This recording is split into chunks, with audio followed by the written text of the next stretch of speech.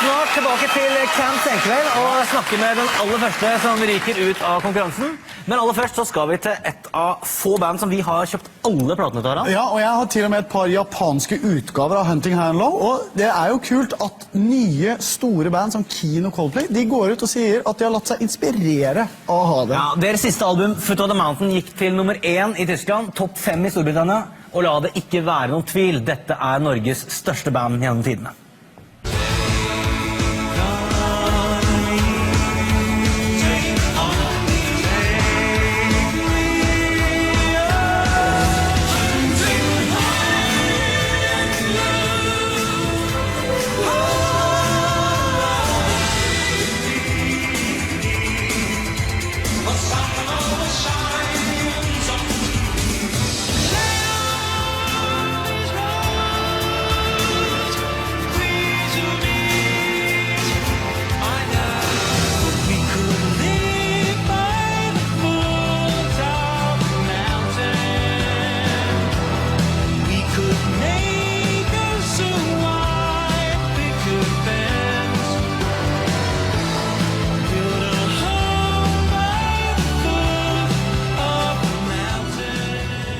Ta godt imot Morten Harket, Magne Furuholmen og Paul Waaktaar Savoy.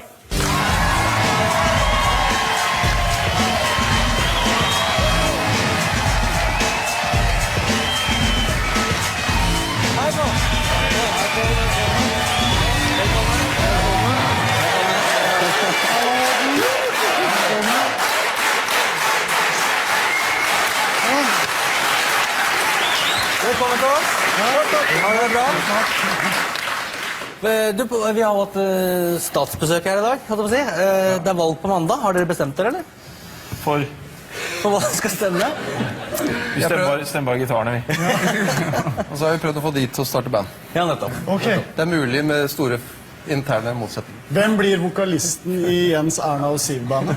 Den er litt tricky å svare. Jeg tør ikke å kaste meg på Det det. blir mer et rap-band, tror jeg. Siste plata deres, Foot of the Mountain, gikk da til førsteplass på albumlista i Tyskland, topp 5 i Storbritannia. Hvordan er det å oppleve en sånn suksess igjen på? Nei, altså det er jo... når vi lager album, så er det en prosess som er ganske på alle, tror jeg. Så når det går bra, så er det jo utrolig deilig, da. Da dere gikk til førsteplass på Billboard-lista i 85, så var det du som tok telefonen da, Magne? Husker du hvordan dere feiret den dagen? Ja, kanskje i hvert fall noe av det. Husker første delen av kvelden. Vi hadde jo fulgt den på vei opp, men vi ante jo ikke liksom at det kom til å bli så stor forskjell på å ha den lå vel som nummer 3 eller 4 eller sånt nå. Og så vi var jo liksom i en sånn spenningsmodus, og så ble det nummer 1, og så plutselig betydde det veldig mye. Plutselig så raste det med pressefolk inn omtrent minutt etter at jeg fikk høre på telefonen fra Norge. Liksom sånn, og vi skulle løfte, så vi skulle feire, så vi skulle ta bilder, og jeg stod der i en sånn dum Poco-Loco joggebukse som var så brei. Og så raste vi ut på byen, og jeg gikk og satt oss på en restaurant som het Joe Allen's i Covent Garden, og kjøpte champagne og feira helt til vi da skulle gå hjem og betale regninga, og det ikke var dekning på kredittkortet. Ingen av dere hadde dekning? Vi hadde vel ett kort på deling. Da dere gikk til toppen av hitlistene igjen på albumlista i Tyskland, hvem var det som fikk telefonen først da? Hvem som fikk telefonen først? Ja, så var det Telefonen først for av dere. SMS i dag. For SMS i dag? Ja. Var det du som fikk det først? Eller? Nei, det aner jo ikke jeg, for vi bor ikke sammen. Der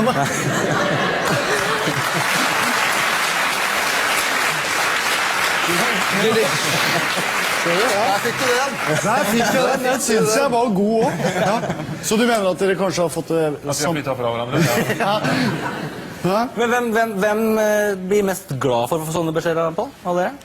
Vi har jo forskjellige skalaer, da. Vi har ikke samme skalaene. Nei. Så det er veldig vanskelig å... Du skjønner svaret til Morten der at... Jeg bare husker at når vi gikk til nummer 5 i England, og da tok vi en sånn handshake på Gardermoen. Bra. Ja. Og så gikk vi. Det var liksom det ultimate. Dere ganske nøkterne I feiringen. Ja, men det mye lettere å ha en skala fra 1 til 2. Ja. Egentlig. Og du, Glad, hvor glad ikke blir glad. du, Morten, på en skala fra 1 til 2? Nei, 2.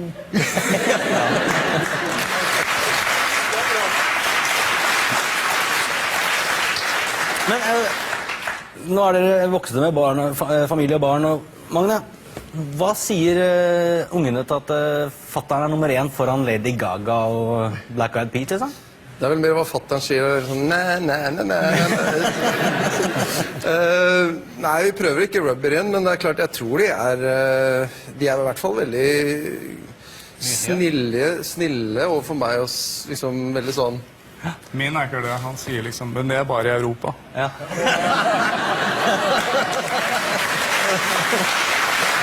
Det har da for ordens skyld lært av far, at Europa liksom litt under USA. Om 3 dager så er du 50 år. Gratulerer. Om 3 dager.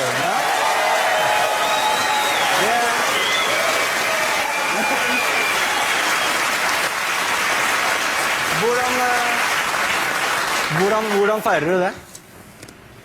Ja, det gjenstår å se. Har du noen som arrangerer for deg? Eller? For folk. Hva ønsker du da? Hva jeg ønsker meg? Ja, har du noen bursdagsønsker? Altså, jeg tenker ikke så mye på det, skjønner du, så jeg... Du har ikke noe sånn konkret ønske, en gressklipper, en... Nei, det, I hvert fall ikke på TV, det har jeg dårlig erfaring med. Hva har du skjedd da? Nei, det veldig lenge siden, for jeg fikk den dårlige erfaringen for veldig lenge siden.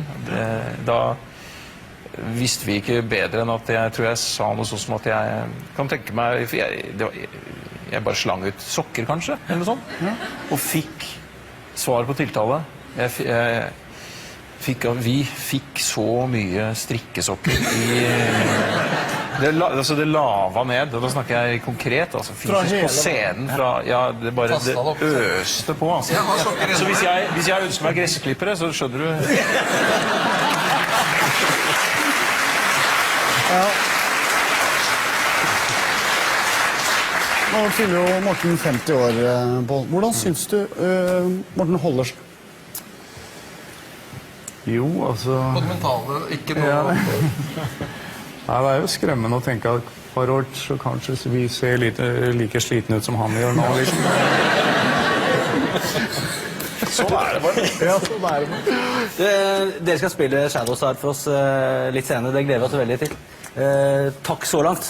Pål Vokta Savoy, Magne Furuholmen og Morten Harket, mine damer og herrer.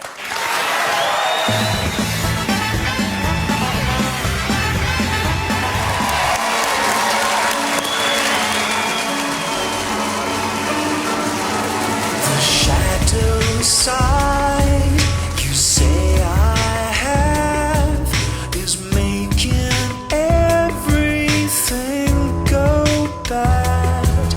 You say I don't care enough for all the things that I have got, but I do. I don't want to see myself the same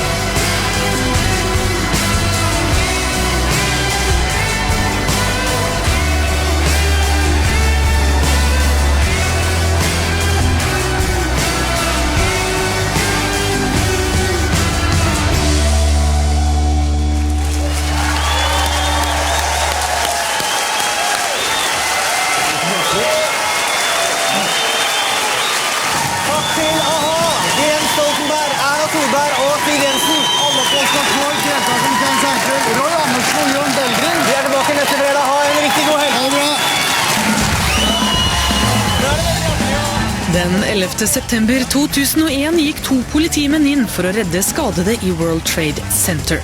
Se Nicolas Cage i den utrolige, men sanne historien, regissert av Oliver Stone om noen få minutter. Og mer film blir det også 1:10 i natt. Da kan du se Jackie Chan og Owen